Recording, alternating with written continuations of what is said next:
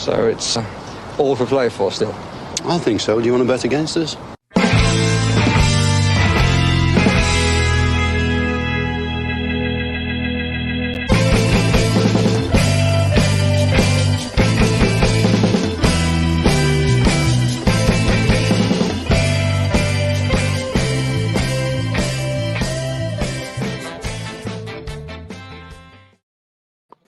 Hi Villa fans and welcome to For the Love of Paul McGrath podcast, post-match for LEGIA Warsaw, and I will start this post-match by saying Aston Villa Football Club will throw in performances like that until we identify a captain and a leader in our team. It was Robbie Savage got it right.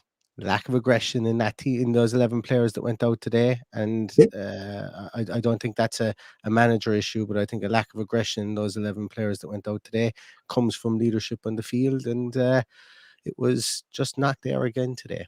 And there's been fits and starts of it in games this season, but today the intimidation came. Today there was a sense of I can't find the right word. No, it's not arrogance. I can't complacency in certain areas, and very, very seldom I'll use this phrase, but Legia Warsaw wanted that game way more than Aston Villa did, and that's disappointing.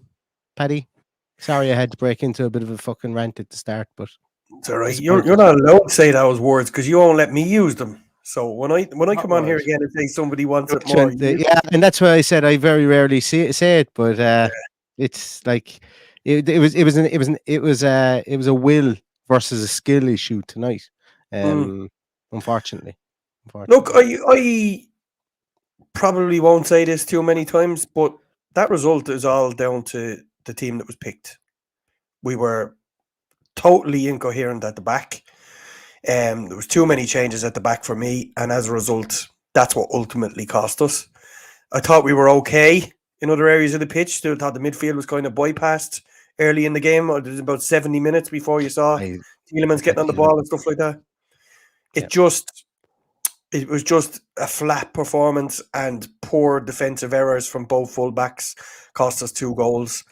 And look, it just completely comes down to the team that was picked. So Did he pick the team in order to save himself for Sunday? Possibly. Does he think that we have enough to go and win all the games at home and 1 game away against the Bosnian team? Probably. But the Bosnian team now have gone and beaten AZ Alkmaar after being 3-1 down with about 10 minutes to go of 1-4-3. So this is not going to be a pushover either. So look, I'm not overly disappointed with this. I'm bitterly disappointed for the 1,500 people that have made their way over there and saw a poor enough performance from us. Probably our worst performance of the season. Even worse than Newcastle in many ways. Just too many changes at the back. I don't know what else I can say. You talked about identifying a leader. We're missing Tyrone Mings big time. 100% we're missing him big time. Longley looked like a fella that hadn't played in a while. I'm not going in on him because it's hard to have a go at a fella who's just stepping into that position. And Chambers hasn't played in a long time, but there's no excuse for the one that Dean fell asleep for and let your man arrive at the back post. I just thought that was awful. The 2 goals, the 3 goals we conceded were absolutely awful, and all 3 of them came from our fullbacks. Yeah. I look, to be honest with you, going into this more, both our midfielders, Kamara and Tielemans, were until Boubacar Kamara's position gets defined in this new setup. Until it gets defined, we are going to be the back 2 will not be comfortable, regardless of who we put in there. And the reason I say that is against Crystal Palace, when he started to drop in between the back 2, he looked an awful lot better doing that. He looked an awful lot better when we played 3 at the back. Kamara looks an awful lot better. When we play 4 at the back, until his role is defined, we were going to struggle. Tielemans had no idea what he was doing today because, once again, just like in the first game against Newcastle, Kamara's position wasn't defined. And I know that might sound very simplistic, but it just really, like, Tielemans was everywhere and nowhere today as well.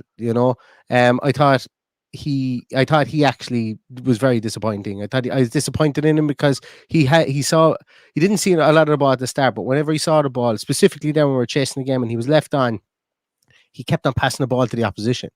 And that's not, like, his strength is to be a good passer of the ball and to be a good ball manipulator and to get the ball forward. And he didn't do it. And like, so what I'm getting at here is that for the goals that we conceded, they were just really poor goals. They come from bad midfield play. They come from, like, Chambers thinking it was Roberto Carlos going up the right hand side twice for two of their goals for the second goal was mind blowing. Like, I genuinely, I looked at it and I went, he better have that plastered in his wall afterwards, because he should never be allowed to do that again. It was awful. It was really, really awful. Dina not hearing or not seeing your man, not having the presence of mind to turn around to see where the man coming from behind was, and the man was in front of him waiting for the ball. It wasn't as if he snuck in front of him at the last minute. He was standing there waiting. Poor. Like, it's by any objective measure, it's poor from our fullbacks. Now, we can talk about Longley being out of position, and when I talk about that, when the reason I was mentioning Boubacar Kamara was, I fully believe he was supposed to pull back into that back to make a back three and allow Dina to go forward and allow Chambers push up a small bit more. Not as far as he was for that second goal, but it didn't happen because Longley was very narrow. He was very narrow, and there had to have been a reason for it other than like there. I want to watch it back again, and I'm not making excuses for him, but I didn't think he was the worst player on the field, put it that way, Longley, but I thought everything was breaking down in front of us. Going forward, I thought we were, is what I'd say, hoping somebody would do something. Zaniolola shot off the crossbar. Duran's header was brilliant, by the way. I'm going to say Duran's header to score the goal was excellent. He my son even said he was hanging in the air before the ball came down. He did well to actually put it away. Look, we were even taking off Duran for Watkins. Watkins was just looked off the pace to me. There was a ball fizzed into him, should have been meat and drink to him to get a shot away, and he just let it hit off him and back to the goalkeeper. Tough one to take. The one thing I will say, Rob Henry says here, whose performance there is more than a 6. I'll tell you someone who does, and that's Ezri Konsa. He's now our best centre half. It's mad, isn't it? You kind of take him for granted over the years, but he's a brilliant defender and so comfortable on the ball. So I felt sorry for him in that defence, being the only man who's, well, to have the players either side of him changed up like that, and to be left a little bit adrift was tough on him, I thought. I'm going to talk a small bit about missed chances. So look, these didn't have a bearing. Well, Jacob Ramsey missed an open goal at the end. I think we have to say it. He came back. He looked good. He looked fresh. Yeah. Come on, missed a wide open goal. Like, all he had to do was literally, like, that was an open goal. But anyway, look, he took a shot. It went wide. And look, that happens. But I thought some other things in it. Am I right in saying it? Because I only barely saw the replay, Paddy. Remember the one that Duran got in the box and he turns? Did your man literally have like two hands grabbing him to the ground? Remember, he turns, he takes a shot, and the goalkeeper saves it. The goalkeeper's good, by the way. I'd sign that goalkeeper. Yeah, I'd 20 years of age. I personally believe that there was very questionable replays shown tonight by obviously governed by the Polish TV. It took about 5 minutes before they showed the replay of that, and even at that, it was very hard to see. But it certainly looked like your man was pulling out of his.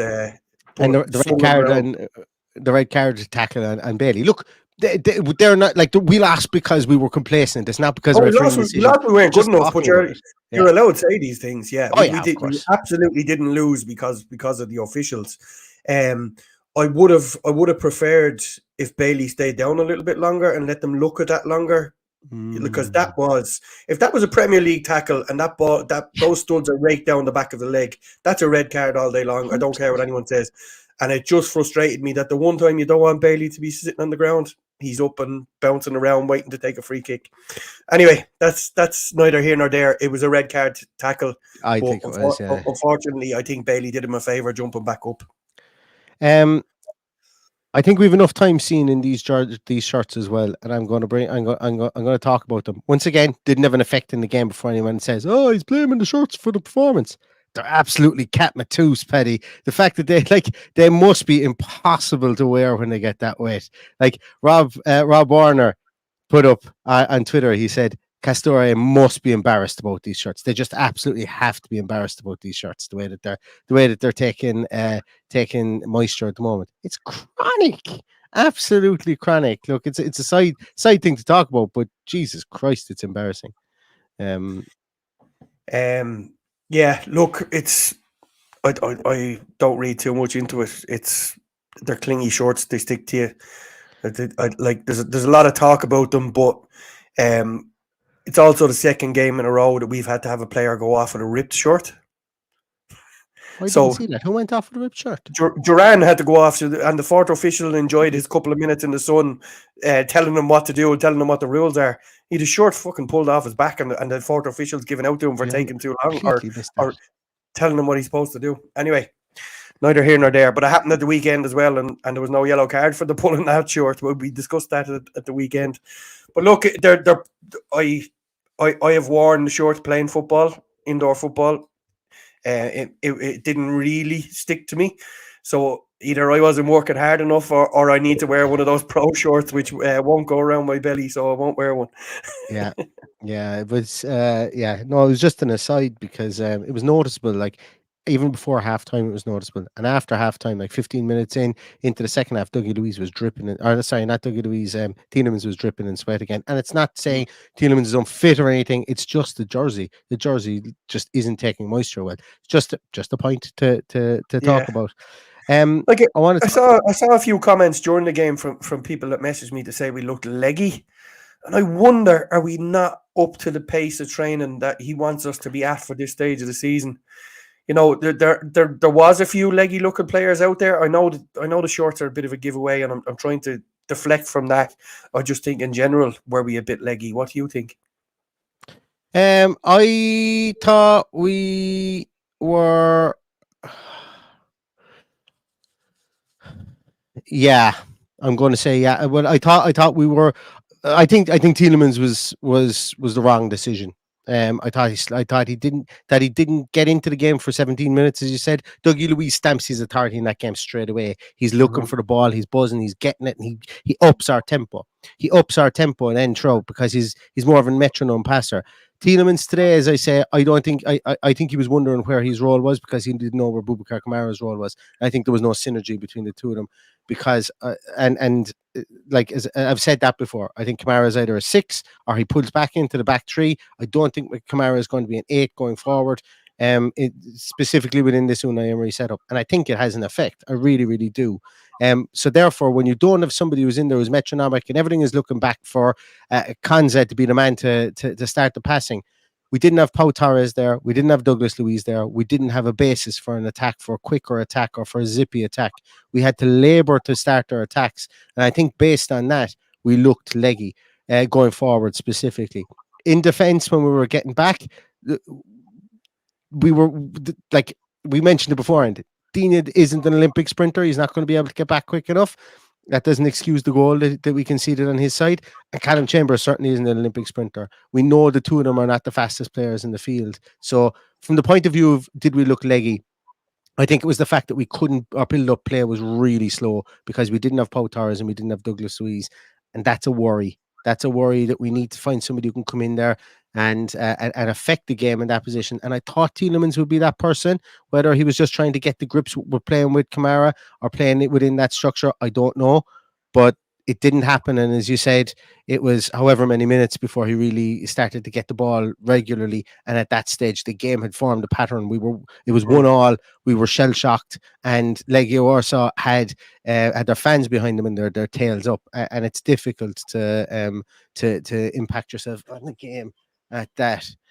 Beckham flies. So yeah, look, yeah, the midfield didn't get any time on the ball until they retreated. I thought on 70 minutes, when Douglas Luiz came on, they kind of said, "Right, let them have the ball, let them do what they want to do now. We'll just sit here and hopefully suck it up for the next 15-20 minutes." And they did. And unfortunately, we just couldn't find a way back into it. After finding a way back into it twice, the third time was just a step too far. Little bit of a rant about the referee spending 45 seconds booking the goalkeeper in injury time and then playing exactly 5 minutes. Like, is he not watching what they do in the Premier League, or the Premier League doing it wrong? I don't know what they're at anymore. It's nuts. And he could have booked him earlier. He waved him twice to take the kick earlier, and he didn't. So he waited until the 93rd minute, took 45 seconds, and then didn't add it on. It just doesn't make any sense. Not that I'm blaming the referee. Yes, it's just, as I say, like, look, I don't want to deflect from the fact that tonight came completely down to team selection. If we wanted to win it, if he had any desires in winning it, he wouldn't have played Chambers, and he probably wouldn't have put Longley into that one, I don't think. If he was going to blood Longley at that level, it's one of the games upcoming maybe in the Premier League, but not in a high intensity match like that, where the others were just on it from the word go. In fairness to them, they had a bit of a soft centre. I've no doubt with a full team we'd have gone and beaten them tonight. When I say a full team, if we'd have played Cash from the start, if we'd have played Pau Torres, maybe if we'd have played Douglas Luiz from the start, it might have been different. But I think we'll beat them handily at home. I definitely think we could get the better of them at home fairly easily. But look, we'll see. It's early days. As I said before the game, this isn't as much as I'm disappointed for the guys who are sitting in Warsaw now after experiencing that. This isn't going to define our European fate. There's 5 games left. 3 of them at home. We'll see what happens.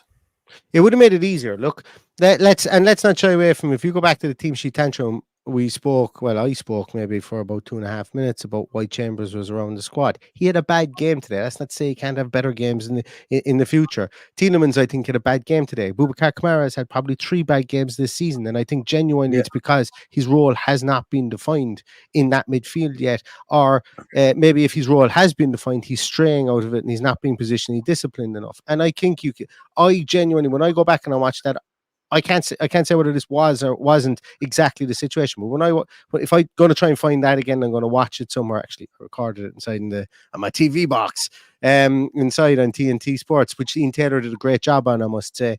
But when I watch it back, I think I'm going to see the fact that there was complete and utter missed steps in midfield, because neither of the two of them knew what either of them were doing. And I think that's huge. It's a big part of the field. It's a big part of the field in Unai Emery's system. And like, I know a couple of people thought Longley played poorly. I'm not saying that Longley went out there and played brilliantly, but I would have him up there as he wasn't really a problem today. Yes, he had ring rust. I didn't think he was as big an issue as Chambers of Digne in defence. No, didn't think he was as big an issue as Kamara and Tielemans in midfield. And but I can completely understand why people maybe felt underwhelmed by his performance, for sure. In that game, like, I felt underwhelmed by Emi Martinez's performance today, and I think that's fair to say. I think the third goal, I know he gets a hand to it, but that one wasn't traveling very quickly. When it came to him, it wasn't traveling very quickly. I know it comes through Chambers' legs. It did go through Chambers' legs, yeah, which is probably the mitigating factor. But I'd love to see the one that apparently waved in the air, the one where it just looked like Martinez got the save all wrong, that bounced, and then your man Guel came in and flicked it over him. And in fairness, Chambers got back to clear that one off the line. And it was hit at a fairly decent pace, and he did recover to get something on the follow up. So I wouldn't be too harsh on him. Other than that, I don't think he had a whole pile to do. Yeah, well, he had 4 saves to make. He made one of them. And like that's a measure. That's a measure as well. I'd just like to see him be more of a leader. I go back. I'll get back to where I started the podcast from. Like, I've said it before, Ezri Konsa is probably the person who's showing the most guts and garter for to become the leader in this team. But I really need somebody else to start, to roll up their sleeves and say, lads, we have a serious opportunity here. But it was a bit pedestrian at times, and there was a lot of looking around, looking for somebody else to tell people what to do, or looking for somebody else to make something spark, or I don't know. I'm not talking about body language or anything. It's just the way we played. It was a bit ponderous. It was slow. And it was slow because we didn't have Pau Torres and we didn't have Douglas Luiz in there from the start. And like I'm not going to turn around and say and use hindsight being 2020 that it was all solely down to the selection of the team, because that's easy to say. Because what I say afterwards when I say that is it was individual errors, and I know when I picked the people who made the individual errors, but he's picked their starting 11 who've made individual errors as well before. So I think the accountability is on the players that made those errors, as opposed to it's probably 70-30, 70 to the player, 30 to the manager is the way I would say it. Look, it's not a travesty either. It was going to be. I genuinely believe that's the hardest game we will have in the Europa League this group stages this season. But it's all about, like, it would have been if we won that, it would have made things an awful lot easier. Now we've a bit of an uphill task because AZ losing the Bosnian team, that doesn't make the AZ game any easier, you know. But it makes neither. It makes there's not going to be any easy games here by the looks of it. If that's the case, if AZ Alkmaar can go 3-1 up over there and lose 4-3, they're gonna be on it the next day, or they'll be at least trying their best. So it brings Mostar into the equation, having now have 3 points on the board. So it's going to be really, really tight. So it just makes the job a little bit harder, and we're gonna need to up our game a little bit. I think so too. Yeah, I think so too. I did like at the end though. In fairness, I wish it didn't have to do it, but there was a time there where we had, if I'm not mistaken, well, actually, no, we had JJ on the field, we had Ali on the field, we had Diaby, and we had Bailey. And look, he went for it, and we did create a few chances at the end. Yes, there were shots from outside the box and whatever else, but we looked a lot more coherent going forward with those. So, when people make the argument about, yes, the first 11 that we picked didn't really make much in attack, so therefore it probably was an Unai issue. I think we could see for the last 30 minutes we started to make more chances, albeit they weren't clear cut. There were more chances and we were owning the ball more around their area. I would probably have liked to see John Duran up there surrounded by some of those players as well, but I could see why he was taken off, not because he was playing poorly, but look, it's a marathon and a sprint for a lot of games this season, and if we're all singing a different tune, I know if ifs and buts are candy and nuts, but I think it was probably the right substitution to make at the right time to try and freshen it up to run the centre half. It needed freshening up. The only thing it did do is it took out that little bit of physicality and probably the most physical of those on the pitch. And to be honest, like I said to you, Ollie Watkins didn't look like he was up to it when he came on either. So there's a lot to consider, but it's a pity that we just couldn't. I reckon a draw would have been a fair result, despite the fact that we had more of the ball. We put nearly twice the amount of passes together.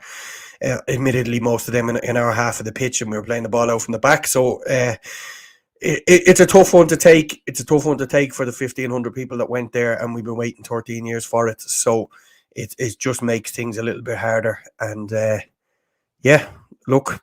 I think the bigger question is, if we put in an abject performance on Sunday, is all this in vain? So let's wait and see what happens Sunday. Yeah, that's exactly it, and that's where you live by the sword, you die by the sword as a manager. Going back, and I'm fully okay with sounding hypocritical when I say it was 70% in the players picked and 30% in the manager that picked them for the game tonight. But if you look at the game at the weekend and Chelsea, and if something happens whereby Chelsea 4, Villa 1. Then you can start to question, go, well, was it really worth it? Would we not be better if we lost 4-1 against Chelsea and won 4-1 against Legia Warsaw? Hindsight is always 2020, and we should always discuss things with clear eyes after the event as well. But causation and correlation don't marry each other in a sequence like that. But it is a fair question to ask and is a fair comment to make for sure. But hopefully we aren't in that position to have to ask those questions or make those comments on Sunday, Paddy, because back to the Premier League on Sunday and against Chelsea. And just on that as well, we will be, Jesus, Paddy, we're going to have to do a pre-match show tomorrow, I think. They're coming thick and fast. Pre-match show tomorrow, team sheet tantrum and post-match. I might have to cry off sick for those. I just don't know, will I be in transit on a bus? We'll work something out. Maybe We'll not see the what the post crack match is. because I'm not a big fan of post match, especially on my own. So You're not on your own. I'm not letting you near the post match on your own if we lose 4-1, Paddy. Not a hope. we'll get the team sheet tantrum out of the way for sure. But before you go ending this one, I'd like to just say, what in God's good name was Robbie Savage doing on co-coms today? TNT Sports, please read the room. Look at Twitter tonight. Read the rules, yeah. We do not want to listen to that shithead anymore on any of our games. Cop onto yourselves. Great to see two ex-Villa boys in the studio, as it should be. Yeah. And then to put that fucking gobshite on co-coms. Get a fucking life, man. What the hell? Who makes decisions like that? And what about what about the commentator making up our names? Douglas Luiz. Yeah, I was just about to say the only thing more annoying in that performance was Douglas. No, that might be the way you pronounce it, but it sounded wrong in my ears, and I was actually physically gritting. At times, Douglas Luiz. Yeah, sorry, I meant to bring that up towards the start. But I will say about Robbie Savage, look, for the person who he is, read the room. For the history he has with Aston Villa, stupid. It was a trolling expedition, but I actually thought I thought he was actually pretty complimentary towards Aston Villa throughout the game. So to give him that, I expected him to be worse. Although he did get his dig in, I won the battles more often than not. And the co-commentator said, "No, you didn't." Kind of said you didn't. So it was, there was a bit of back and forth on that. That's probably the most honest thing he fucking said, because they did win. They did get a couple of results against us with him and the team. But it was just wrong on so many levels that we come back after 13 years and they put that fucking gobshite in co-coms. Like, I'm sorry. Whoever's making these decisions, cop onto yourself. Yeah. Right. We're going to leave it at that because we could be here forever and ever and ever. Amen. And it's not going to change the result. Taking fast. Back again tomorrow at some stage for a preview show. Team sheet tantrum on Sunday, and with the help of God, I won't be dead from alcohol poisoning on Sunday, and I might be able to come and do the post-match show. But listen, thanks very much everybody for joining again. It often goes unsaid, and I don't want you guys to feel unappreciated. Nearly over 500 people in here tonight after a galling loss again. We've had 3 bad losses this season, I think, and you guys have shown up here to see our opinions. We appreciate that. We really, really do. And thank you so much. But in the interim, we will be back again very, very soon. Stay safe, stay healthy. And as always, regardless of the result, all that's left to say is up the Villa. Up the Villa.